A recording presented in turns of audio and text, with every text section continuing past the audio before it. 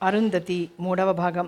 రెండవ భాగంలో అరుంధతి తండ్రి ట్రాన్స్ఫర్ల మూలంగా చదువు ఆటంకపడుతుంది. కానీ అయినా మొండిగా చదువు కొనసాగించాలని నిర్ణయించుకుంటుంది. ఇక తండ్రి రిటైర్ కావడంతో మా అమ్మ పెళ్లి చేయాలని భావించడంతో పెళ్లి జరిగిన చదువు కొనసాగించే షరతు మీద పెళ్లికి అంగీకరిస్తుంది. కథ కొనసాగుతుంది. చిరంజీవి లక్ష్మీ సౌభాగ్యవతి అరుంధతిని చిరంజీవి మాధవరావుకిచ్చి వివాహం జరపబోతున్నట్లు శుభలేఖలచ్చయ్యాయి. పెళ్లి పనులు మొదలయ్యాయి. చుట్టాలు పక్కాలు వచ్చారు. పెద్దవదిన అన్నయ్య, చిన్నవదిన అన్నయ్య, మిగిలిన అన్నయ్యలు అంతా వచ్చారు. పద్మకిప్పుడు కూతురు.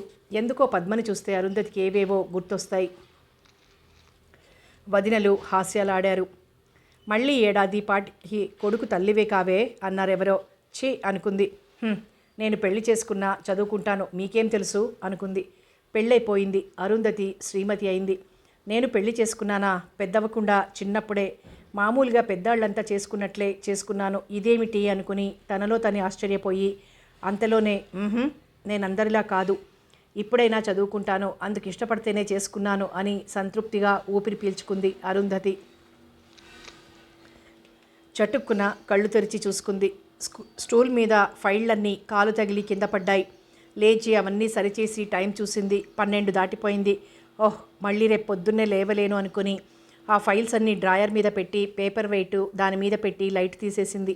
చీకట్లో మెల్లగా ఏ వస్తువుకి తగలకుండా పిల్లలున్న గదిలోకి వెళ్ళి ఓసారి లైట్ వేసి చూసింది. నిద్దట్లో బాబు రగ్గు తన్నేసుకుని చలికి ముడుచుకున్నాడు.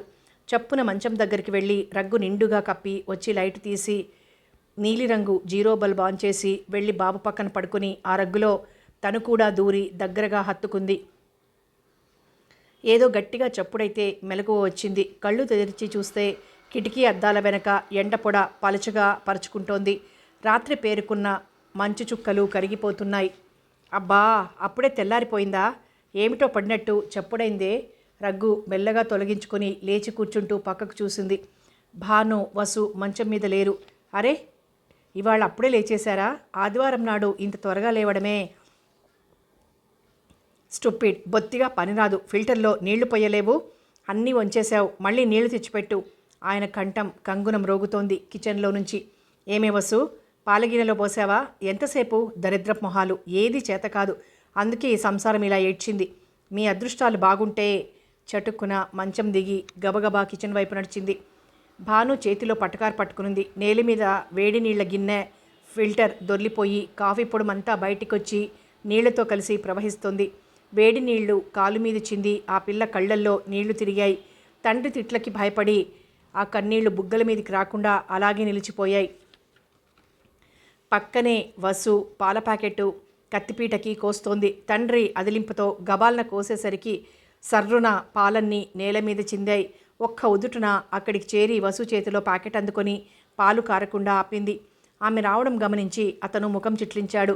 పొద్దున్నే పిల్లల్ని ఎందుకు తిడతారు? నేను లేస్తాను కదా, ఇంత చలిలో వాళ్ళని లేపడం ఎందుకు? అతను నవ్వాడు. హేళన అలలు అలలుగా తేలిందా నవ్వులో. వాళ్ళేమైనా పసిపిల్లలా? చలేమిటి? లేచి పనులు చేసుకోవద్దు? వాళ్ళ డ్యూటీస్ వాళ్ళు చేసుకుంటూ మిగిలిన వాళ్ళకు కూడా చేసేయాలి. భాను ఏమైనా చిన్నదా? తెల్లవారిపోయేదాకా పడుకోవడం ఏమిటి? అర్థమైంది. తను నిన్న సాయంత్రం అన్న మాటల్ని తనకే తిప్పికొడుతున్నాడు. నిజమేలేండి భాను, నువ్వెళ్ళు, నేను చూస్తాలే. ఆ పిల్ల చేతిలో పట్టకారు తీసుకుంది. ఓ చేతిలో పాల ప్యాకెట్ని గిన్నెలోకి పంపింది. మళ్ళీ గిన్నెలో నీళ్లు పెట్టి స్టవ్ మీద పెట్టింది. మెల్లగా భాను, వసు బయటికి వెళ్ళిపోయారు. ఏమిటో రాత్రి పొద్దుపోయింది పడుకునేసరికి. త్వరగా మెలకువ రాలేదు. పోనీ నన్ను లేపకూడదు? బాగుంది, నువ్వు జాబ్ చేసేదానివి, అలసిపోతూ ఉంటావు, రెస్ట్ తీసుకోవద్దు? తల తిప్పి అతని వైపు చూసింది. మడిచిపెట్టుకున్న పేపర్ విప్పుతూ డైనింగ్ హాల్లోకి వెళ్ళిపోతున్నాడు. ఓహ్, ఇంకా ఇవాళంతా ఎత్తిపొడుపులు వ్యంగ్యాలు తప్పవు. నిట్టూర్పు అణుచుకుంటూ ఫిల్టర్ తీసి మళ్ళీ పొడుము వేసి పాలగిన్నె తీసుకుని దగ్గరకొచ్చింది. నీళ్లు మరుగుతున్నాయి. కాఫీ రెడీ చేసి డైనింగ్ టేబుల్ మీద పెట్టి తను బాత్రూంలోకి నడిచింది. ముఖం కడుక్కొందే. తను కాఫీ తాగదు. ఆయన కాఫీ తాగి కానీ కడగరు. రాత్రి చెడ తాగి పొద్దున్నే ముఖమైన కడుక్కోకుండా ఛీ, తనకి తలుచుకుంటేనే డోకు. గబగబా ముఖం కడుక్కుంది. చలి జివ్వుమంటోంది. బాయిలర్ అంటించాలి. ఎక్కడి పనులు అక్కడే ఉన్నాయి. తను చూసుకోవాల్సిందే. పని మనిషి ఇంకా రాలేదు. ఏమైందో ఇవాళ? పొద్దున్నే మెలకు వచ్చినట్లుంది ఆయన గారికి. నిన్న సాయంత్రం తనతో పెట్టుకున్న పేచీ గుర్తొచ్చినట్లుంది. అందుకే పిల్లల్ని లేవదీసి హడావిడి చేసి నన్నేదో దోషిలా చూస్తే తప్ప ఆయనకి ఆ కోపం తీరదు. ఒక్క ఈ కాఫీ ప్రయత్నంతో పనులన్నీ అయిపోతాయా? ఆ బాయిలర్లో నీళ్లు నింపలేదు, తొట్టిలోకి నీళ్ల ట్యూబ్ పెట్టలేదు. రాత్రి అన్నం తిన్న గిన్నెలన్నీ వంటింట్లో తూమ్లో ఏడుస్తున్నాయి. కనీసం ఆ కిచెన్లో దుమ్ము ధూళి ఒకసారి తుడవనైనా లేదు. ఒక్క కాఫీ చేసుకుంటే చాలన్నట్టు పిల్లలతో ఆయన గారు ఏదో పనులు చేయించేస్తున్నట్లు పెద్ద గోల ఒకటి. తువ్వాలతో ముఖం తుడుచుకుంటూ వచ్చింది. కాఫీ సిప్ చేస్తూ పేపర్ చూసుకుంటున్నారు. ఆ కళ్ళు, చెంపలు, పెదవులు రాత్రి ఆయన ఖాళీ చేసిన ద్రావకంలో తడిసి స్నానం చేసి అప్పుడప్పుడే ఎండలేనట్లు ఇంకా మబ్బుగానే కనిపించాయి. కిచెన్లోకి వెళ్ళి తను కూడా కాఫీ కలుపుకుంది. బయటకొచ్చి ఆయన దగ్గర కూర్చొని తాగడానికి మనస్కరించక హాల్లోకి వచ్చింది. భాను, వసు మళ్ళీ మంచమెక్కి రగ్గు కప్పుని కబుర్లు చెప్పుకుంటున్నారు. వీళ్ళ పనులు చేసేది, వీళ్లతోనా కాఫీ పెట్టించాలనుకున్నారు ఈయన? నవ్వుకుంది. ఇదిగో ఏమిటి మళ్ళీ మంచమెక్కారా? లేవండి, ముఖాలు కడగండి, నేను తాగేస్తున్నాను కాఫీ. గుమ్మంలో నిల్చొని కోప్పడింది. బాయిలర్లో నీళ్లు కాగాయా? చల్లనీళ్లతో కడుక్కోలేము అన్నట్టు అడిగింది భాను. ఎలా కాగుతాయి? నేను ఇప్పుడే కదా లేచానో. పని మనిషి ఇవాళ ఇంకా రాలేదు. పర్వాలేదు, నేను ముఖం కడుక్కోలేదు, మీరు కడిగేసుకోండి. అమ్మో, చల్లనీళ్లతోటే? నీళ్లు కాగాక కడుక్కుంటాం. వసు కళ్ళల్లో భయం. అంతసేపా? అవతల ఎండొచ్చింది, ఇంకా చలేమిటి? లేవండి, బొత్తిగా గారాలు పోతున్నారు. ఇవాళ మీకు కొన్ని పనులు చెప్తాను, లేవండి. కాఫీ తాగుతూ హాలుకి అవతల ఉన్న గదిలోకి వెళ్ళింది. రాత్రి తను చూడకుండా మిగిలిపోయిన ఫైళ్లు జ్ఞాపకం వచ్చాయి. ఎలాగైనా అవన్నీ రాత్రి పూర్తి చేసేద్దామని అనుకుంది. కానీ ఏమిటో గతం గుర్తొస్తే ఏ పని చెయ్యలేదు. పొద్దుపోయింది రాత్రి. ఇవాళ ఏదో టైంలో ఆ వర్క్ పూర్తి చేసేయాలి. పొద్దున్నే మొదలెట్టారు సారు వారు. ఖాళీ కప్పు తీసుకుని కిచెన్ వైపు పోబోతూ ఇంకా గదిలోంచి బయటికి రాలేదా? రండి రండి అంటూ మళ్ళీ పిల్లల్ని కేకేసి వెళ్ళింది. ఆయనలా పేపర్ చూసుకుంటూనే ఉన్నారు. బాయిలర్లో నీళ్లు నింపి తొట్టి పని చూశాక అది అంటించి వంటిల్లు శుభ్రం చేసి బాబు కోసం పాలు ఫ్లాస్క్లో పోసింది. అప్పటికి వచ్చింది మల్లమ్మ. ఏమిటి వాళ్ళ ఇంత పొద్దెక్కిందేమిటి? ఏందోనమ్మా, రేత్రి మావోడు 2వ ఆట సినిమాకి తీసుకుపోయిండు. పొద్దుగాల లేవలేకపోయినా సినిమా చూసొచ్చిన సంబరాన్ని పనిలోకి రావడానికి ఆలస్యమైన సంజాయిషితో కలిపేసి సగం నవ్వు సగం బెదురుతో నిల్చుంది. ఓ క్షణం దాన్ని చూసి సరేలే, ముందు పాచి సంగతి చూడు అంది. కొంగు నడుంకి చుట్టి చకచక కార్యరంగంలోకి దిగింది. భాను, వసు అప్పటికి ఎలాగో ముఖం కడిగామనిపించారు. బాబు లేచాడు. సుధీకి పేస్ట్ పెట్టివు భాను, కిచెన్లో పని చూసుకుంటూ చెప్పింది. అక్క వద్దు, గుమ్మంలో బుంగమూతి పెట్టుకొని నిల్చున్నాడు. ఏం, నాకు పనుంది కదా, అక్కిస్తుందిలే వెళ్ళు. వాడు కదల్లేదు. ఆ కళ్ళల్లో కినుక, నిలుచున్న తీరులో అలక. నువ్వు అల్లరి నేర్చుకుంటున్నావు బాబు, బ్యాడ్ బాయ్. సున్నితంగా విసుక్కొని తీసుకెళ్ళి ముఖం కడిగించి తీసుకొచ్చింది. అప్పటికి ఆయన కూడా ముఖం కడుక్కొని డ్రాయింగ్ రూమ్లో రేడియో వింటున్నారు. మల్లమ్మ పనంతా పూర్తి చేసుకుని బట్టలు ఉతకటానికి మళ్ళీ వస్తానని వెళ్ళిపోయింది. ఆదివారం వస్తే అంతే, పనంతా ఆగిపోతూ ఉంటుంది. రోజు 10 గంటలు అయ్యేసరికి వర్క్ ఫినిష్ చేసేసుకుని తన ఆఫీస్కి వెళ్ళిపోతుంది. పిల్లలు స్కూల్కి వెళ్ళిపోతారు, ఆయన వెళ్ళిపోతారు ఆఫీస్కి. ఇవాళ ఇంకా ఏ పని కాలేదు. 9:30 అయింది. భాను, వసు హాల్లో చేరి పెద్దగా లేనిపోని కామెంట్లు చేసుకుంటున్నారు ఫ్రెండ్స్ మీద. మధ్య మధ్యలో టీచర్స్ని కూడా కలుపుకుంటూ. వంట ప్రయత్నంలో ఉంది తను. కుక్కర్ పెట్టేసింది. కూర చెయ్యాలి. ఆ తర్వాత సాంబారుకి కుక్కర్లో పప్పు తీసుకొని చెయ్యొచ్చు. ఈ లోపల కూర తరిగి ఉంచుకుంటే స్నానం చేసేయొచ్చును. కత్తిపీట, కూరల బుట్ట తీసుకుంది. హాల్లో భాను పక్కపక్క నవ్వుతోంది వసు వేసిన జోకుకి. చచా, బొత్తిగా మేనర్స్ మర్చిపోతున్నారు. నవ్వులు, తుళ్ళులు. టీచర్స్ పైన కూడా కామెంట్సేనా? కంట్రోల్ చెయ్యాలి. భాను, ఇలారా. వంటింట్లో నుంచే గట్టిగా పిలిచింది. నవ్వు ఆగిపోయాక ఓ నిమిషం తర్వాత మెల్లగా పిల్లిలా వచ్చింది భాను. ఇలారా, కొంచెం ఈ కూర తరుగు, నేను స్నానం చేసొస్తాను. నేనా? నాకు సరిగ్గా రాదు, నసుగుతున్నట్లుగా అంది. అదే వస్తుంది, నేర్చుకోవాలి రా. కత్తిపీట పక్కగా బుట్టను జరిపి తను లేచి స్టవ్ కొంచెం తగ్గించి బాత్రూంలోకి వెళ్ళింది. స్నానం చేసి చీర కట్టుకుని వచ్చేసరికి భాను సగం కూర కూడా తరగలేదు. బహుశా దుంపల పొట్టు చెక్కులు చెక్కులుగా తీసేస్తోంది. కిలో కాయలకి అరకిలో ముక్కలు కూడా వచ్చేలా లేవు. చచా, ఏమిటి బానో, ఇలాగేనా? చూడు, పొట్టుతో ఎంతెంత ముక్కలు పోయాయో. నాకు రావటం లేదు.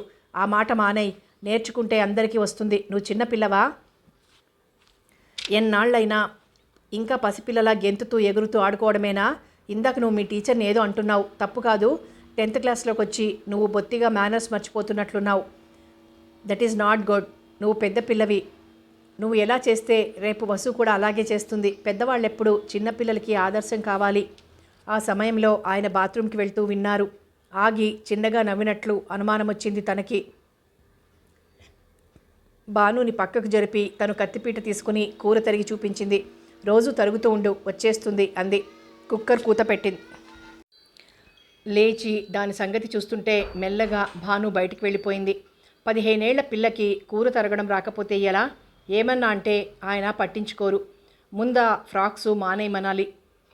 స్కూల్ డ్రెస్లో తప్ప ఇంట్లో అలా మోకాళ్ళపైకి డ్రెస్ వేసుకొని కిందంతా కనబడుతుంటే చిచి, నేను ఊరుకోకూడదు. రేపు అంతా నన్ను అనుకోరు. అయినా ఒకళ్ళ కోసమా? వయస్సుని బట్టి వేషధారణ మారాలి. వసులాగా భాను కూడా ఇంకా ఫ్రాక్స్ ఏమిటి? ఎన్నోసార్లు అనుకుంది. ఇంకా బాగుండదు, 4 లంగాలు కుట్టించాలి, ఇంకా ఏవేవో. అలా ఇంట్లో చేయవలసిన మార్పుల్ని గురించి ఆలోచిస్తూ వంట పూర్తి చేసింది. 11 కావస్తోంది. తను తప్ప ఇంకా ఎవ్వరూ స్నానం చేయలేదు. ఆయన ఫ్రెండ్స్ డ్రాయింగ్ రూమ్లో కూర్చొని మాట్లాడుతున్నారు. పిల్లలు ముగ్గురు గదిలో ఏం చేస్తున్నట్లు? బెడ్రూమ్లోకి వచ్చింది. ట్రాన్సిస్టర్లో వస్తున్న పాటలు వింటూ మంచాల మీద దరువులు వేస్తున్నారు భాను, వసు. మధ్య మధ్య పాటకి అనుగుణంగా స్టెప్స్ వేస్తూ డ్యాన్స్ చేస్తోంది భాను. వసు పాడుతోంది. వాళ్ల లోకంలో వాళ్ళుంటే ఇంట్లో ఉన్న బొమ్మలన్నీ పోగు చేసి మంచం మీదున్న బెడ్షీట్ తీసేసి కిటికీలోనూ దాని పక్కగా ఉన్న స్టూల్ మీద పరిచి ఆ బొమ్మల్ని పేరుస్తున్నాడు బాబు. ఫ్లవర్ వాజ్లు, గ్రీటింగ్ కార్డ్సు, పేపర్ వెయిట్లు అన్నీ చేరిపోయాయి ఆ కలెక్షన్లోకి. చూడు, నేనిప్పుడు బాగా చెయ్యలేదు. మొన్న ఝాన్సీ వాళ్ళింట్లో వాళ్ళన్నయ్య ఎంత బాగా చేశాడో. టేప్ రికార్డర్లో వెస్ట్రన్ మ్యూజిక్ వస్తుంటే భలే వేశాడు స్టెప్స్ కదూ. వసుకి డ్యాన్స్ మీద కన్నా పాట పాడటంలోనే ఆసక్తి. ట్రాన్సిస్టర్తో సమంగా గొంతు కలుపుతూ మధ్యలో భానుకి ఊకొట్టింది. హిందీ పాటేదో ఇంగ్లీష్ మ్యూజిక్లో వస్తోంది. దానికోసం వాళ్ళిద్దరూ మంచం మీద, నేల మీద లయలు, తాళాలు, అనుకరణలు. టక్కున ఆగిపోయింది భాను. గుమ్మంలో నుంచిన ఆమెను చూడగానే ఆమె కళ్లల్లోని గాంభీర్యం, బిగబట్టిన కళ్లల్లోని ఆంతర్యం, నిలబడిన తీరులోని నిటారుతనం, ఆమెలో కోపం ఉవ్వెత్తున లేచింది అనడానికి నిదర్శనం. మూగ బొమ్మల్లా నిలబడ్డారు భాను, వసు. వాళ్ల మీద నుంచి చూపులు బాబు మీదికి దూకాయి. పసితనం, అమాయకత్వం పెనవేసుకున్న వయస్సు, తను చేస్తున్న ఘనకార్యానికి మురిసిపోతున్న మనస్సు. ఆమెను చూడగానే ఉత్సాహంగా చేతులు కొడుతూ, అమ్మా చూడు ఎలా పేర్చానో, అచ్చం నిన్న డాక్టర్ గారింట్లో ఇట్లాగే పెట్టారమ్మా అన్నాడు. టెంపరేచర్ ఎక్కువైనప్పుడు ఐస్ బ్యాగ్ పెట్టి చల్లార్చినట్లు బాబు మాటలు వినగానే చప్పున చల్లారి పక్కున నవ్వేసింది. వెంటనే సర్దుకొని, బాబు, సుధీ, ఏమిట్రా, నువ్వేమైనా ఆడపిల్లవా అంటూ గదిలోకి వచ్చి వాడి దగ్గరకు తీసుకుని, చూడు ఆ బెడ్షీట్ ఎలా పాడైందో. చచ్చా, ఇలా కిటికీల్లో బెడ్రూముల్లో పెడతారా? అయినా ఇవన్నీ మగపిల్లలు పెట్టకూడదు, అక్కలు పెట్టాలి. బొమ్మల కొలువులు, పేరంటాలు ఆడవాళ్లు చేస్తారు. నువ్వు ఆడపిల్లవా అని అడిగింది. ఛీ, ముఖం తిప్పుకొని ఇంతసేపు తను పడిన ప్రయాస అంతా దండగేనా అన్నట్టు కిటికీలోనూ స్టూల్ మీద ఉన్న వస్తువుల్ని చూసుకున్నాడు. మూల మూలల నుంచి పోగేసుకొచ్చిన వస్తువుల్లో సగం కూడా బొమ్మల్లేవు.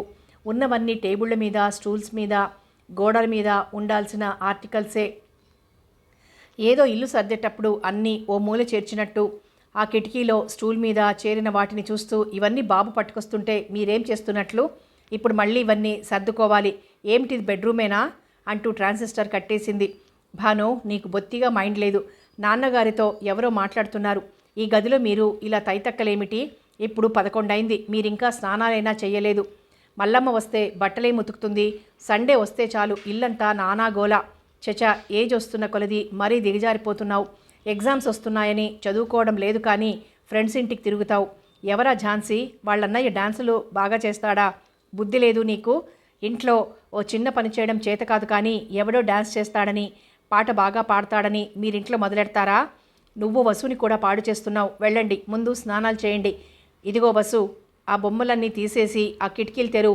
భాను, నువ్వు బాబుని తీసుకెళ్ళి ముందు వాడికి నీళ్లు పోయి, తర్వాత నువ్వు చెయ్యి. భాను తెల్లబోయినట్టు చూసింది. బాబుకి తనెప్పుడు స్నానం చేయించలేదు. అమ్మా, నాకు నువ్వే పొయ్యి నీళ్లు, అక్కొద్దు. ఇదిగో సుధీ, నువ్వు చెప్పినట్టు వినడం నేర్చుకో. ఎప్పుడు అమ్మే పొయ్యాలా? అక్కలు కూడా స్నానం చేయిస్తారు తమ్ముళ్ళకి. ఎంచక్క నువ్వు రోజు అక్క చెప్పినట్టు విని స్నానం చేయడం, తల దువ్వించుకోవడం, లెసన్స్ చెప్పించుకోవడం చేస్తూ ఉంటే నేను నీకు బాలు, బ్యాటు, క్యారమ్ బోర్డ్ అన్నీ కొనిపెడతాను. నువ్వు కలర్ బాక్స్ కావాలన్నావు కదా, అది కూడా కొనిపెడతాను. నువ్వు చక్కగా బొమ్మలు వేసి వాటికి కలర్స్ వెయ్యాలి. అబ్బో, సుధి గొప్ప ఆర్టిస్ట్ అంటారంతా. ఇలా బొమ్మలు పేర్చకూడదు, చక్కగా డ్రాయింగ్ షీట్ల మీద బొమ్మలు గీయాలి. ఆమె తల నిమురుతూ చెప్తుంటే బాబు కళ్ళు మరీ మరీ పెద్దవైపోతూ మెరిసిపోతున్నాయి. నిజంగానే అమ్మా, అన్నీ కొనిపెడతావా? నేను బొమ్మలేయగలను. వెరీ గుడ్, మరైతే వెళ్ళు, పెద్దక్క స్నానం చేస్తుంది అంటూ వీపు మీద చిన్నగా చరిచి బయటకు పంపించింది. వసు చేత కిటికీ తలుపులు బెడ్షీటు తీయించి గదంతా శుభ్రం చేయించాక గదిలోకి వచ్చే వెలుగును చూసి, చూడు 11 అయినా తలుపులన్నీ తెరవాలని తెలియదు మీకు అని మందలించి బయటకొచ్చింది. ఆయన ఫ్రెండ్స్ నవ్వుకుంటూ చెప్పుకుంటున్నారు. రాజకీయాలు, ఆఫీస్ గొడవలు, సిగరెట్ల పొగ వాసన బయటికే తెలుస్తోంది. ఇంకా ఇకలు పక్కపక్కలు రకరకాల ధ్వనులు, చప్పట్లు. మరి అంత జోరుగానా? పిల్లలు అనుకోవడం ఎందుకు? పెద్దలకి ఏమాత్రం తెలుసు మేనర్సు? ఎంత సండే అయినా, ఎంత ఇంట్లోనే అయినా మరి అంత స్వేచ్ఛ? అసలు అది స్వేచ్ఛ కాదు, విచ్చలవిడి, అదుపులేని అహంకారం. వాళ్ళ మాటల్లో దొల్లుతున్న పదాలు రిపీట్ చేసుకోలేనివి. ఇష్టాగోష్ఠి అంటే ఇంత అసభ్యంగానా? తనకెంత బాధో. ఆయనకి అంత సరదా. ఒక్కొక్కప్పుడు ఆ సంతోషంలో సీసాల్ని కూడా చేర్చుతారు. పగలు కాదు, రాత్రే. అదొక్కటే తనకి తృప్తి. చీకట్లో నగ్నంగా నిలబడినా పర్వాలేదు, పట్టపగలు మాత్రం ఒంటి నిండా బట్ట కట్టుకోవాలి. పోనీ ఆ మాత్రం హద్దుల్లో ఉన్నారు, అంతే చాలు అనుకుంటుంది. రాత్రి తను సగం చూసిన ఫైళ్లు కనిపించాయి. ఇంకా వీటి పని మిగిలే ఉంది. ఈయనగారి మీటింగ్ ఎప్పుడు ముగుస్తుందో, భోజనాలు ఎప్పుడవుతాయో నిట్టూర్చి డైనింగ్ హాల్ వైపు వచ్చింది. బాత్రూంలో నుంచి బాబు టర్కీ టవల్ చుట్టుకుని గునగునా నడుచుకుంటూ వచ్చాడు. కాళ్లకి బంధంలా తువ్వాలు గట్టిగా చుట్టడంతో అడుగులు పడటం లేదు. ముందుకు పడబోయాడు. గబుక్కున పట్టుకునాపింది. ఆ తువ్వాలు విప్పింది. తొడల సందుల్లో అంతా సబ్బే, చేతుల కింద పోలేదు. చెవుల వెనక అసలు నీళ్లు పోసినట్టే లేదు.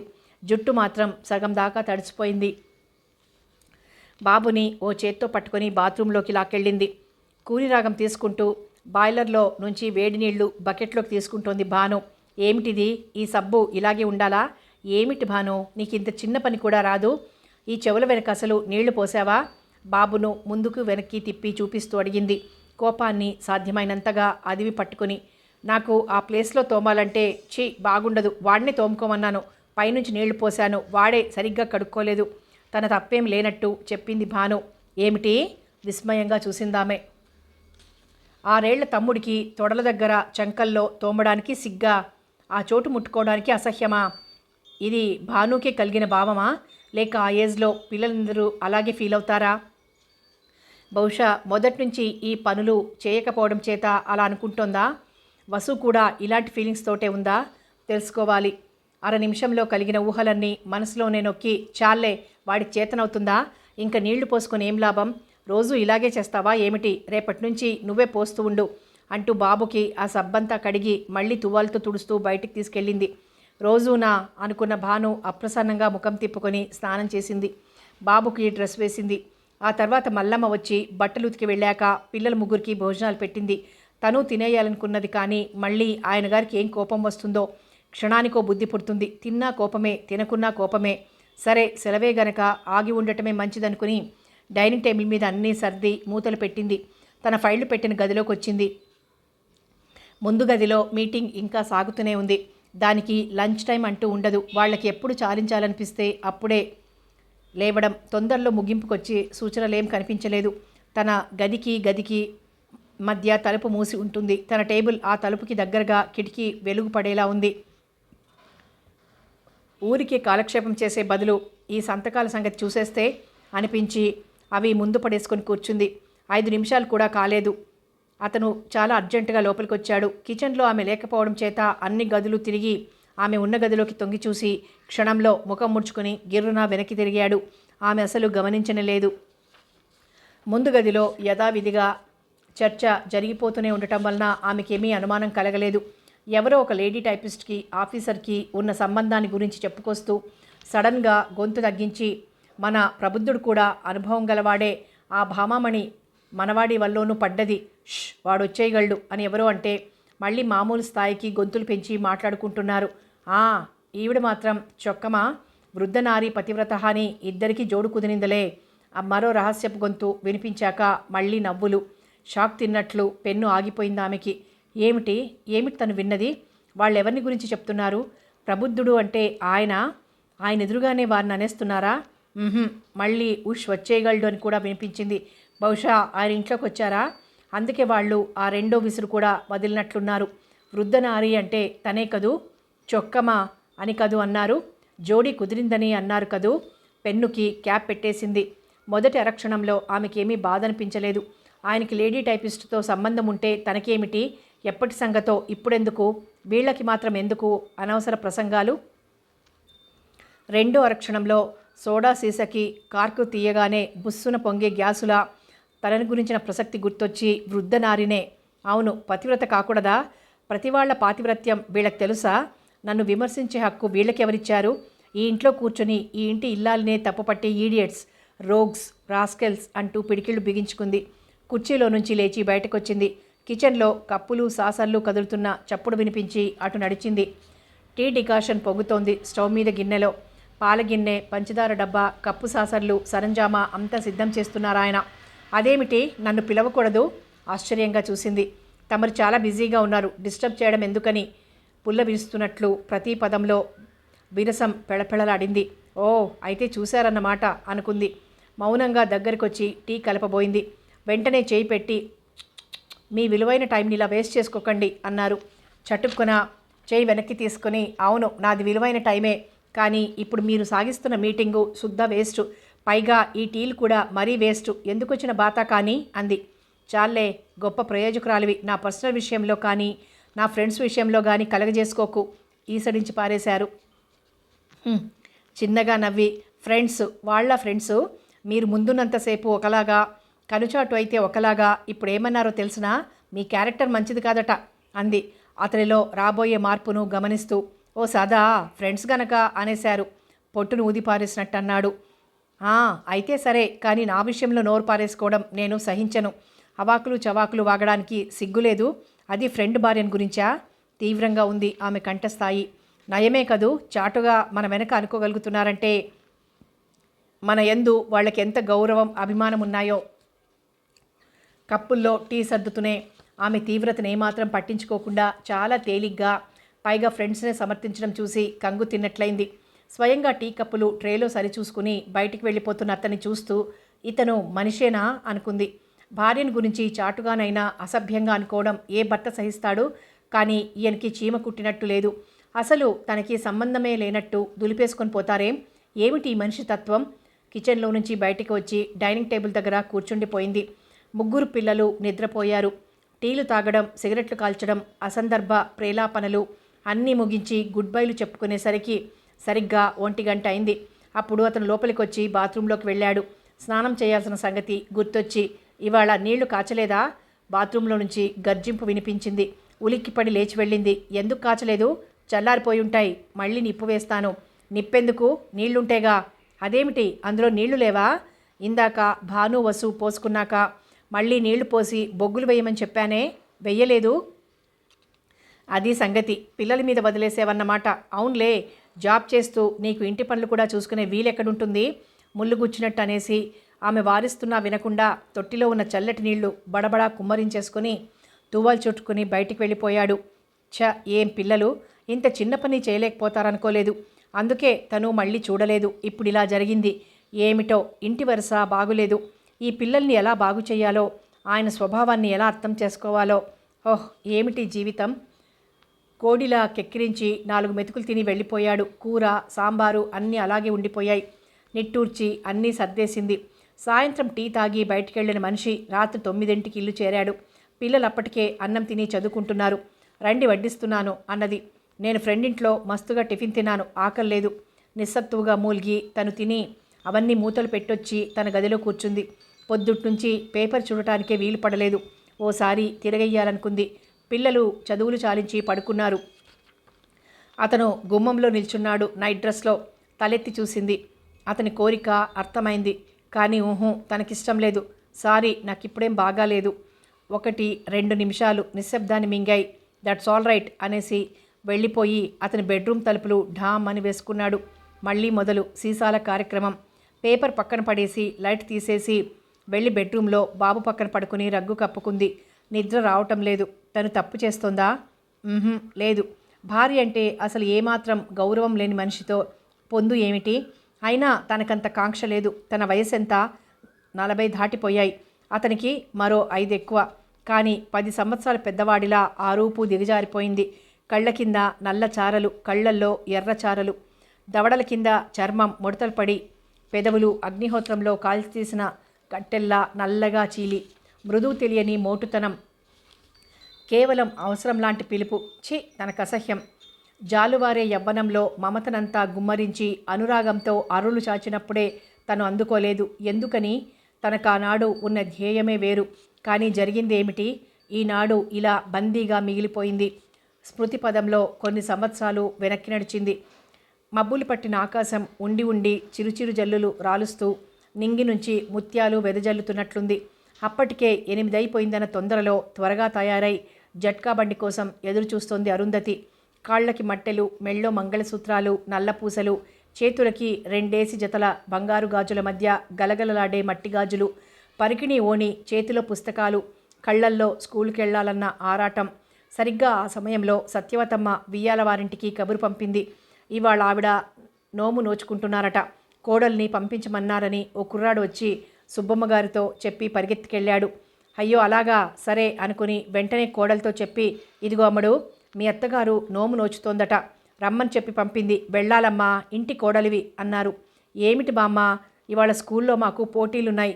నా పేరు ముందే రాసుకున్నారు. నేనిప్పుడు నోముకి వెళ్ళి కూర్చుంటే స్కూల్ ఎలాగా అంది అరుంధతి. అయ్యో, నీ స్కూలు చల్లగా ఉండా, అత్తగారు నోము కన్నానా?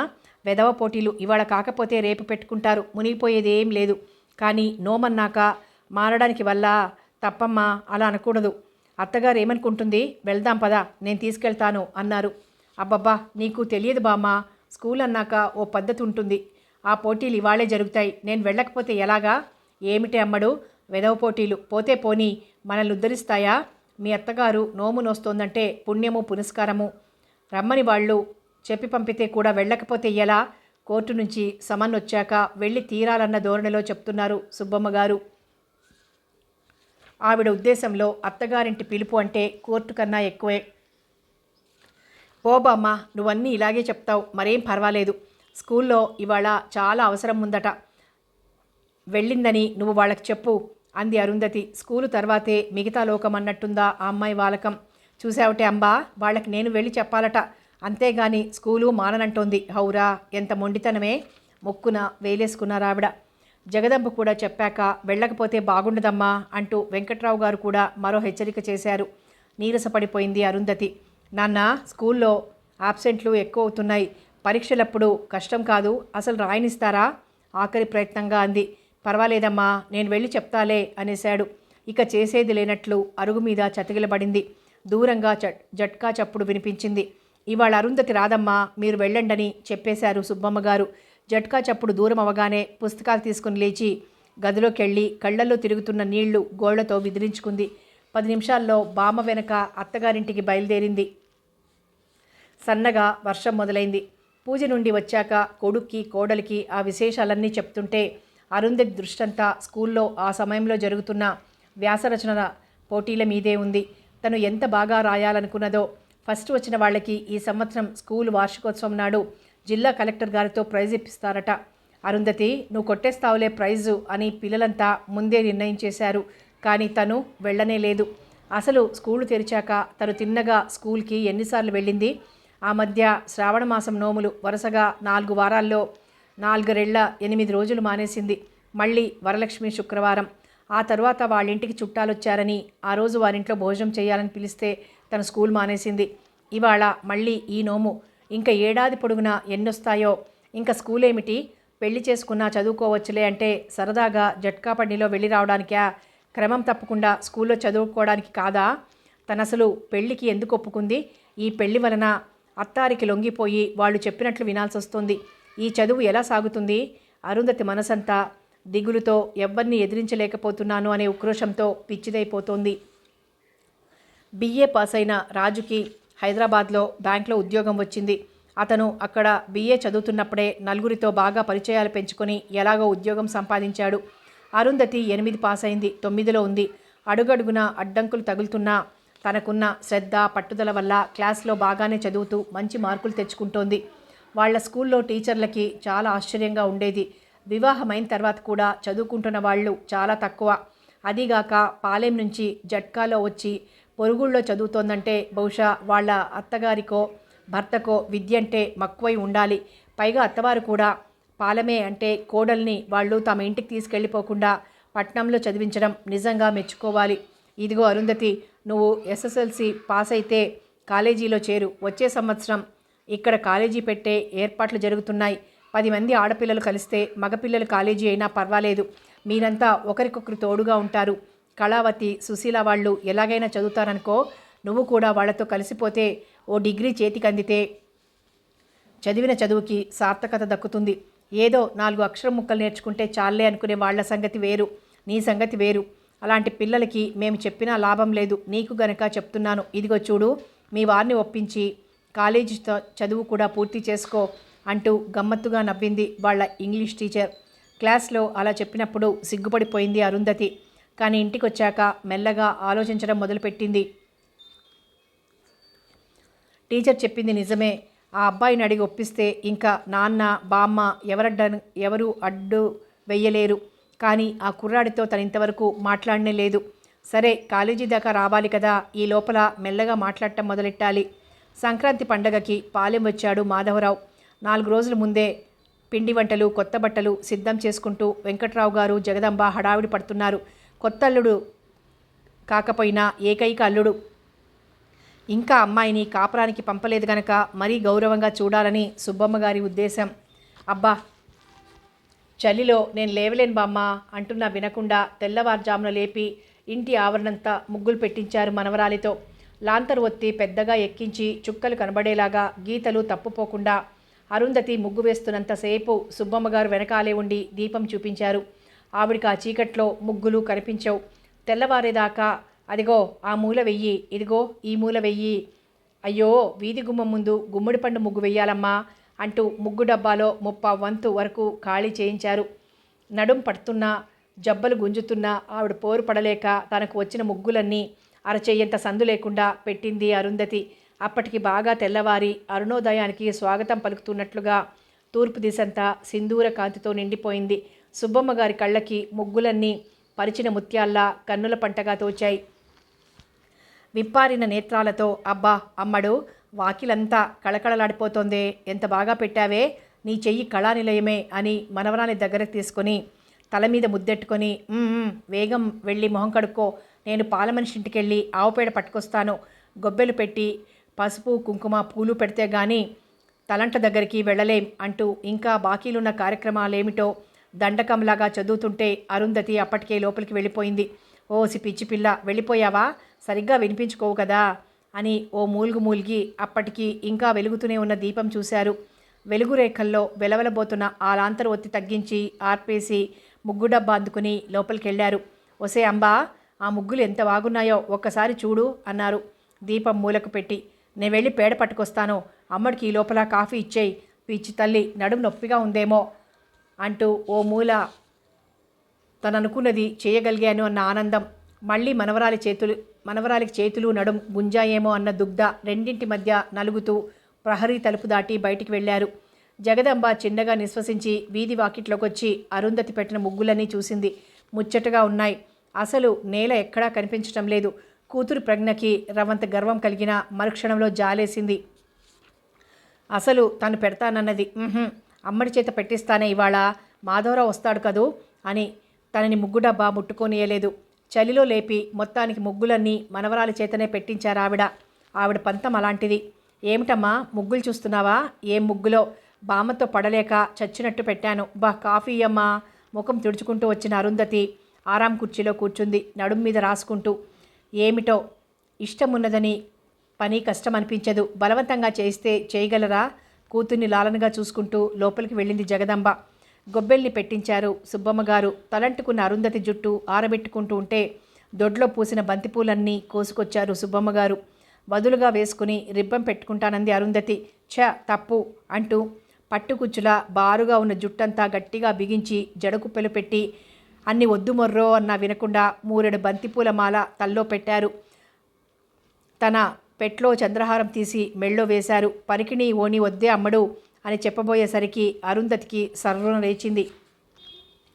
ఏమిటి బామ్మ, ముసలి ముత్తైదోలా చీర కట్టుకోమంటావా? నేను కట్టుకోను అని మొండిగా చెప్పేసింది. ఇక చేసేది లేక సరిపెట్టుకున్నారు. అలంకరణంతా పూర్తయ్యాక వంటింట్లో సతమతమవుతున్న జగదంబతో, ఓసే అంబ, అమ్మడెలా ఉందే అని అడిగారు మురిసిపోతూ. అత్తగారికి ఎప్పుడూ విసురుగా కానీ పెడసరంగా కానీ జవాబియ్యదు జగదంబ. మనసులో కలత ఉన్నా, పనిలో విసుగున్నా అత్తగారికి అనుగుణంగా బదులు పలకడమే అలవాటు. దిష్టి తగులుతుందేమో అత్తయ్య అంది పొగవల్ల వస్తున్న కళ్ళ నీళ్లు తుడుచుకుంటూ. నిజమే సుమా, నాకు తోచనే లేదు అని చటుక్కున బుగ్గలు నొక్కుకుని గబగబా పెరట్లోకెళ్ళి గొబ్బిలు చేయగా మిగిలిన పేడముద్దలో గోరంత తీసుకుని అరుంధతి దగ్గరికొచ్చారు. సైన్స్ పాఠం చదువుకుంటున్న అరుంధతికి తెలియకుండా వెనకపాటుగా కింది నుంచి పైనుంచి చెయ్యి తిప్పేసి వెళ్ళిపోయారు. హమ్మయ్యా అనుకున్నారు. మాధవరావును వెంటబెట్టుకుని భోజనానికి తీసుకొచ్చారు వెంకట్రావు గారు. అరుంధతి గదిలో నుంచి బయటికి రాలేదు. సిగ్గు కాదు, బామ్మ చేసే హాస్యాలు తనకి బాగుండవు. అతను ఎలాంటివాడో తనకు తెలియదు. పెళ్లిలో చూసింది, ఇలా పండగలకు వస్తుంటే చూస్తోంది కానీ నోరు విప్పి మాట్లాడలేదు. భోజనాల దగ్గర తను పక్కగా కూర్చొని జగదంబ చేత వడ్డన చేయిస్తూ, తిను నాయనా, మొహమాట పడకు. ఇప్పుడంటే వియ్యాల వారం కానీ చిన్నప్పటి నుంచి మీ తాతగారు, మా అమ్మడి తాతగారు ఎంత స్నేహంగా ఉండేవారో, మీ నాన్న ఎప్పుడూ మా ఇంటికి వస్తుండేవాడు, ఎంత చనువుగా ఉండేవాడో అంటూ కొసరి కొసరి తినిపిస్తున్నారు సుబ్బమ్మ గారు. పిచ్చి బామ్మ, వాళ్ళ తాత మా తాత స్నేహంగా ఉంటే వాళ్ళ నాన్న చిన్నప్పుడు ఈ ఇంటికి చనువుగా వస్తే అదంతా ఇప్పుడు అతనికి మొహమాటం లేకుండా చేస్తుందనా? ఏమిటో, అతను పుట్టాక బామ్మని ఎరుగునా, ఈ ఇల్లు ఇంట్లో మనుషుల్ని ఎరుగునా? అసలు అతను మాట్లాడడేం? గదిలో నుంచి భోజనాల వసారా మీదకున్న ఒంటిరెక్క కిటికీ తలుపు మెల్లగా తెరిచి చూసింది. వెంకట్రావు గారి పక్కగా ఎర్రంచు పట్టుపంచే, పైన జరీకండువ, ఎడం భుజం మీదుగా కుడిచేయి ఎత్తుకున్నప్పుడు కనిపిస్తున్న జంధ్యం. తలంచుకున్న అతన్ని పెళ్లిలో సిగ్గుపడినట్లు తలెత్తడేం అనుకుని నవ్వుకుంది. మంచినీళ్లు తాగడానికి తలెత్తాడు. కనుబొమ్మల మధ్య చిన్న అగరుబొట్టుంది. నూనూగు మీసం. 18-19 సంవత్సరాల మధ్య యవ్వనంతో పొటమరించి నిలిచిన అంగసౌష్ఠవం దృఢంగా చామన ఛాయతో పరిపూర్ణంగా ఉంది. బుగ్గలు మిసమిసలాడుతున్నాయి. సిగ్గుపడుతూ చిన్నగా నవ్వినప్పుడు పెదవులు అందంగా సాగి కొద్దిగా చిన్నవనిపించే కళ్ళు మరింత చిన్నవవుతున్నాయి. సుబ్బమ్మ గారు మనవరాలి మొగుణ్ణి ఆపేక్షగా చూస్తూ ఏవేవో కబుర్లు చెప్తున్నారు. వెంకట్రావు గారికి జగదంబకి సంతోషంగానే ఉంది. అరుంధతి మాత్రం అలా ఓరగా చూస్తూ, నేను ఆశపడుతున్న చదువుకి ఈ అబ్బాయి ఒప్పుకుంటాడా అని యోచిస్తోంది. భోజనాలు పూర్తి అయ్యే వేళకి మెల్లగా కిటికీ రెక్క మూసేసింది. పక్క గదిలో ఉన్న అరుంధతిని బయటికి పిలిచి, ఇదిగో అమ్మడు, ఈ తమలపాకులు ఒక్కపొడి పళ్ళెం పట్టుకో అన్నారు సుబ్బమ్మ గారు. ఎందుకు? అబ్బా పట్టుకోమ్మా, అది చూడు. అలా ఆ గదిలోకి ఒక్క అడుగు వేసి ఆ మంచం దగ్గరున్న బల్ల మీద పెట్టేసి వచ్చేయి, అంతే అన్నారు. సంసార సారమంతా రంగరించి ఉగ్గుగిన్నెలో పోస్తున్నట్లు. ఛీ, ఆ అబ్బాయి నిన్ననే కదూ, ఆ అబ్బాయి కిమ్మనే కదూ నువ్వు చెప్పేది? ఛ, నోర్మి బడవా, అబ్బాయి ఏమిటి ఆయన అనాలి. ఏదోలే, నాకు అలవాట్లేదుగా, చేసుకోవాలి మరి. రేపు అత్తారింటికి వెళ్ళినా అతనితో ఉద్యోగ పూరుకెళ్ళినా ఇలా అబ్బాయి అని పిలుస్తావేమిటి? అప్పటి సంగతి ఇప్పుడెందుకు? ఇంకెంత, మహా అయితే 1.5 ఏళ్ల. అరుంధతి వెన్నులో భయం లాంటిది జరజరా పాకింది. అంటే అతను బీఎస్సీ రాసేస్తే తనను తీసుకెళ్ళిపోతాడన్నమాట. ఇంకా తన చదువు విషయం ఎలా అడుగుతుంది? ఈ లోపులోనే అడిగి ఒప్పించాలి.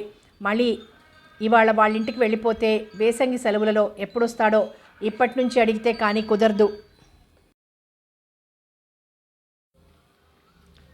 వెళ్ళు, అతను మళ్ళీ పడుకుంటాడు, చూసుకోడు. త్వరగా అక్కడ పెట్టొచ్చేస్తే తాంబూలం వేసుకున్నాక పడుకుంటాడు గుసగుసగా చెప్తూ తొందర పెట్టారు సుబ్బమ్మ గారు. తను చేసిన శృంగారమంతా ఒక్కసారి మాధవరావు కళ్ళల్లో పడాలని ఆవిడ తాపత్రయం. మొదట వచ్చినప్పుడు భోజనాలకి ముందు కాసేపు అరుగు మీద కుర్చీలో కూర్చోబెట్టినప్పుడు ఈ ముగ్గులన్నీ మా అమ్మడే వేసిందని చెప్పేశారు. అతను వాకిలంతా కలియజూస్తూ ఓహో అన్నాడు. ఇంకా దానికి చాలా వచ్చును నాయనా, కుట్లు అల్లికలు ఎంత బాగా వచ్చో అని కూడా చెప్పి ఈ లోపల గదిగుమ్మానికి వేసిన తెర అల్లింది అదే అన్నారు. అవన్నీ అతను చూశాడు. మరి అమ్మడిని ఇంత బాగా అలంకరిస్తే ఒక్కసారి చూపించకపోతే ఎలా అని ఆవిడ మనసు తెగ పీకుతోంది. తాంబూలం అందించే వంకతో అలా లోపలికి పంపిస్తే చూసేస్తాడు. తనకి తృప్తిగా ఉంటుంది. అతనికి భార్యను చూశాను కదా అన్న ఊరట ఉంటుంది. అందరిలో ఉంటే ఇద్దరికీ సిగ్గే మరి. అది ఆ పెద్ద ప్రాణం పడే ఆరాటం. వెళ్తాను, వెళ్ళి పళ్ళెం అక్కడ పెట్టి వచ్చేయను, నేను అడగదలుచుకున్నది అడుగుతాను అనుకుంది అరుంధతి. పళ్ళెం అందుకొని మెల్లగా గదిలో కడుగు పెట్టింది. సుబ్బమ్మ గారు ముసిముసిగా నవ్వుతూ చూస్తున్నారు. అతను మంచం మీద వెల్లకిలా పడుకున్నవాడు. అరుంధతి లోపలికి రావడంతో దిగ్గున లేచి కూర్చున్నాడు. టేబుల్ మీద పళ్ళెం పెట్టి నిలబడింది అరుంధతి. ఏమిటో అడగాలనుంది, మళ్ళీ భయంగానే ఉంది. తలెత్తి చూసింది. మాధవరావుకి ఏమిటోగా ఉంది. తమలపాకులు ఇవ్వడానికి వచ్చిందా, మరి ఇంకా నిలబడే ఉందేమిటి? నేనేదైనా అడుగుతానని కాబోలు అనుకుంటున్నాడు. అడగకపోతే బాగుండదేమో అని అనుకున్నాడు. బాగా చదువుతున్నావా? ఇంతకన్నా అడగటానికి ఏముంది? బాగా చదువుతున్నాను. ఎంత బాగా అడిగాడో. పన్నీరు చల్లినట్లు పులకించిపోయింది. నీకు అన్ని సబ్జెక్టులు బాగా వచ్చినా? ఓ, మా క్లాస్లో నేనే ఫస్టు. మెరుస్తున్నాయి కళ్ళు. నిజమా? చిన్నప్పుడు నాకు అలాగే మంచి మార్కులు వచ్చేవి. మరి ఇప్పుడు రావటం లేదా? వస్తున్నాయి, కానీ చిన్నప్పటి సబ్జెక్ట్స్ కావు కదా, కొంచెం కష్టం. కాలేజీలో చదువంటే ఇంకా బాగా శ్రద్ధగా చదవాలి కదా. ఆ కళ్ళల్లో ఆసక్తి, ప్రోత్సాహం, అడిగే విధానం మాధవరావుకి బాగుందనిపించింది. మీ రాజన్నయ్య చదివేవాడా? అవును, కానీ పెద్దగా కష్టపడేవాడు కాదు. అయినా BA పాస్ అయి బ్యాంకులో ఉద్యోగం సంపాదించాడు కదా. గొప్పే, నేను పాస్ అవుతాను BA చటుక్కున అనేసి ఆగిపోయింది. మాధవరావుకి తమాషాగా ఉంది. అరుంధతి అలా ఛాలెంజీ చేస్తున్నట్లు చెప్పేసరికి ఆ కళ్ళు తిప్పటం, తల ఓ పక్కగా వంచటం ఏమిటో నచ్చుతున్నట్లే ఉంది. అబ్బో, ఎంత తేలిగ్గా అనేసావు, చదివితే తెలుస్తుంది. తను సరిగ్గానే జవాబిచ్చాననుకున్నాడు. అనుకోకుండా తనకి అవకాశం కలిసొస్తుంది. ఓ, అలాగే, చదివి చూపించనా? లోపల నుంచి ఏదో భావతరంగం దుముకుతోంది అరుంధతికి. అలాగే చిరునవ్వుతో చూస్తున్నాడు మాధవరావు. ఎదురుగా ఉన్న ఈ అందాల చిన్నది తన భార్య. పెళ్ళైన 1.5 ఏడాదిన్నరకి తనతో మాట్లాడుతోంది. తీయగా, హాయిగా, ఏదో సిగ్గుగా, వింత అనుభూతిలా ఉంది. పందెం వేస్తున్నట్లు, కవ్విస్తున్నట్లు, నవ్వులాటలా ఉంది మాధవరావుకి. తను అనుకున్నదే జరుగుతోంది. తను ఒకేసారి అడగకుండా మాటల్లో మాటగా అనేసింది. అతనేం కోపగించుకోలేదు. నవ్వుతూ సరే అనేశాడు. హమ్మయ్య! అరుంధతి గుండెల నిండా గాలి పీల్చుకుంది. ఇంకా ధైర్యంగా ఎన్నో చెప్పొచ్చును అనుకుంది. అవతల సుబ్బమ్మ గారు కంగారు పడిపోతున్నారు. అసలు గదిలోకే వెళ్ళనన్న పిల్ల ఇదేమిటి ఇంతసేపు ఉండిపోయింది? ఏం చేస్తున్నట్లు? మాధవరావు పడుకున్నాడా? పలకరించి కబుర్లలో పెట్టాడా? 5-10 నిమిషాలు దాటేసరికి ఆవిడ ఇక ఊరుకోలేక అమ్మడు అని పిలిచారు. మాధవరావు తత్తరపడి వెళ్ళు వెళ్ళు అనేసి గబుక్కున పడుకున్నాడు. అదేమిటే ఇంతసేపు ఉండిపోయావు? వసారాలోకి లాక్కెళ్ళి ఆరా తీశారు సుబ్బమ్మ గారు. అదే ఆయన మాట్లాడుతున్నారు. నన్ను బాగా చదువుతున్నావా అని అడిగారు. ఓ హోసిని అంటూ పెదవులు బిగబట్టుకుంటూ నవ్వాపుకుని ఆ మురిపాన్ని జగదంబకు అందించడానికి వంటింట్లోకి వెళ్ళారు. జగదంబ ఎప్పుడూ ప్రేక్షకురాలే, శ్రోతే. పండగ వేడుకలన్నీ ముగిశాక మాధవరావు మళ్ళీ రాజమండ్రి వెళ్ళిపోయాడు. రోజులు తిరిగిపోతున్నాయి. అరుంధతి కొత్త చివుళ్ళు తొడిగిన కొమ్మల ఉల్లాసంగా, ఉత్తేజంతో నవనవలాడుతోంది. సూచనప్రాయంగానే తను అడిగినా అతని ఉద్దేశం తనకి వ్యతిరేకంగా లేదని అర్థం చేసుకుంది. తప్పదు, ఇక తన కాలేజీ చదువు నిరాఘాటంగా సాగిపోతుందనే కొత్త నమ్మకానికి ఊపిరి పోసుకుంది. ఆ 7 హైస్కూల్లో SSLC పరీక్షలు రాసేసింది. కళావతి, సుశీల, భాగ్యం, సూర్యకుమారి అంతా రాశారు. వాళ్ళంతా ఏదోలే పాస్ అవుతాం అన్నట్టు తేలిగ్గా అంటుంటే అరుంధతి తనకి క్లాస్ తప్పదన్న భరోసాతో ఉంది. తను పడిన శ్రమ మీద నమ్మకం ఉంది. ఈ 1.5 ఏడాదిన్నరలో అడపాదడపా మాధవరావు పాలెం వచ్చినప్పుడల్లా అత్తగారింటికి వస్తున్నాడు. సుబ్బమ్మ గారు కూడా మాధవరావు రాగానే అరుంధతి చేత ఏ కాఫీ గ్లాసో, టిఫిన్ ప్లేటో, మంచినీళ్ళో ఇప్పిస్తున్నారు. ఆ అవకాశం కల్పించకపోతే ఎలా? వాళ్లకున్న ఆకాస్త అడ్డు తొలగిపోయేదాకా ఈ రకమైన సమావేశం కల్పించడం తన బాధ్యత అని కూడా అనుకున్నారు. అరుంధతి కులాసాగా, చలాకీగా తిరగడం, మునుపటి కన్నా ఉల్లాసంగా తేలిపోతున్నట్టు గలగలా మాట్లాడటం గమనిస్తున్న సుబ్బమ్మ గారు, ఒసే అంబా, అమ్మణ్ణి చూశావా? పిచ్చి పిల్ల, మనసులో దాగిన రహస్యం వయసుతో బయటపడుతోంది. మొన్నటి వరకు పెళ్లి మాట ఎత్తిన మొగుడన్న విరుచుకుపడేది కదా. చిత్రం, ఇప్పుడు చూడు, మాధవరావు వస్తే చిలకలా పలుకుతోంది. ఆ సంతోషం, సంబరం అంతా అందుకే మరి. అవును, ఇంతకీ ఏం మాట్లాడుతున్నాడే మాధవరావు? అమ్మడు ఏం చెప్తోందో? పోనీలే కుర్రాళ్ళు అంటూ గుంబనంగా నవ్వేవారు. అనుకున్నట్లుగానే అరుంధతి ఫస్ట్ క్లాస్లో పాస్ అయింది. వెంకట్రావు గారు ఎంతో ఆనందపడి అరుంధతి తల మీద చేయి వేసి, కష్టపడినందుకు ఫలితం దక్కింది, నీ మక్కువ తీరింది, మాకు తృప్తి మిగిలింది, బాగుందమ్మా, అల్లుడు కూడా సంతోషిస్తాడు అన్నారు. పిచ్చి పిల్ల, ఇప్పటికీ ఒక ఒడ్డున పడ్డావు. ఎప్పుడూ చదువులో ఉండిపోయేదానివి, ఇక చక్కగా సంసారం చేసుకుని సుఖపడు. బామ్మ బోధలు వినిపించుకునే స్థితిలో లేదు అరుంధతి. లోపలికి వెళ్ళిపోయి మంచం మీద పడుకుంది. అతను త్వరగా వస్తే బాగుండును. తను ఫస్ట్ క్లాస్లో పాస్ అయిన సంగతి చెప్పేసి ఆ తరువాత మెట్టుకి పునాది వేయవచ్చును అని ఎదురు చూస్తోంది. క్షణముక యుగంలా ఉంది. ఇంట్లో ఏదో సందడి ప్రారంభమైంది. చూచాయిగా పసిగట్టిన అరుంధతి తల్లి దగ్గరికి వెళ్ళి, అమ్మా ఏమిటిదంతా అని అడిగింది మెల్లగా. ఆవిడ నవ్వి, ఇంకేం ఉంటుంది, మీ ఇద్దరి పరీక్షలు అయిపోయాయి, అతను 2 రోజుల్లో వస్తున్నాడు అంటూ సందిగ్ధంలో ఆపేసింది. అప్పుడే ఏమిటి తొందర, నాకిష్టం లేదు అంది కూతుర్ని సునిశితంగా చూస్తూ. చూడు, తొందర ఎవరికి, మాకా? నీకిష్టం లేదంటే నలుగురు ఏమనుకుంటారు? ఇప్పటి వరకు చెప్పడానికి కారణాలు కనిపించాయి. ఇప్పుడిక ఏ వంకతో వాయిదా వేస్తాం? నువ్వనుకునేదేదో సాధించావు. మెట్రికులేషన్ ఫస్ట్గా పాస్ అయ్యావు. ఇంకేమిటి అరు, దేనికైనా అర్థం ఉండాలి. కాపురానికి వెళ్ళనంటే మాకెంత అప్రతిష్ట. మా సంగతి అలా ఉంచు. నిన్ను నలుగురు ఎలా చూస్తారు? అయినా మాధవరావు ఉత్తముడు. నువ్వు అనవసరంగా అడ్డంకులు పెట్టకు అంటూ మృదువుగా మందలించింది. అరుంధతి మరేం మాట్లాడకుండా లేచి వెళ్ళిపోయింది. ఇల్లంతా నిండుగా కళకళలాడుతోంది. పెద్ద కోడలు రాజ్యం, చిన్న కోడలు పద్మ అత్తగారికి పనిలో తోడవుతున్నారు. కొడుకులు తండ్రికి సహాయపడుతున్నారు. ప్రతిదీ శాస్త్రంగా సాంప్రదాయకంగా జరగాలనుకునే కుటుంబాల్లో గోప్యంగా జరగవలసిన శుభకార్యం కూడా 10 మందిని పిలిచి రట్టు చేసుకుంటే గాని సంతృప్తి పడరు. సాయంత్రం అవుతున్న కొలది అరుంధతి గుండెల్లో చిన్నగా దడ, సన్నగా మంట, వణుకు, క్షణక్షణం అణువణువు కంపిస్తున్నట్లు చెప్పలేనంత అసహనంగా ఉంది. పెద్దవదిన గదంతా అలంకరిస్తూ మేళమాడింది. ఏమమ్మా అరుంధతి, ఆ కిటికీ తలుపులు మూసే ఉంచుకో. గాలి కోసం తెరిస్తే మేమంతా అవసరాలను పడుకుంటాం. తర్వాత నీ ఇష్టం అని నవ్వింది పద్మ. చురుగ్గా చూసింది ఆమె వైపు. సత్యం అన్నయ్యని చేసుకోవడమే ఇష్టం లేని పద్మవదిన ఇప్పుడు 2 పిల్లల తల్లి. చేసుకోవాలనుకున్న వాడిని చేసుకోలేక నిస్సహాయంగా తలవంచి బలవంతంగా సంసార రథంలోకి దూకి ఎంత మామూలు మనిషి అయిపోయింది. నాతో హాస్యమాడుతోందా? అరుంధతికి కోపం బదులు పేలవమైన నవ్వొకటి పెదవుల మీద కదలాడింది. శిలా ప్రతిమల అలంకారాలన్నీ భరించింది. తను ఓడిపోతుందా? తను వదిన వాళ్లలాగే అతి సాధారణంగా గృహిణి ధర్మంలో పడిపోతుందా? ఏం జరగబోతోంది? అలా స్తబ్దుగా మౌనంగా కూర్చుండిపోయింది. 4వ భాగంలో మళ్ళీ కలుసుకుందాం.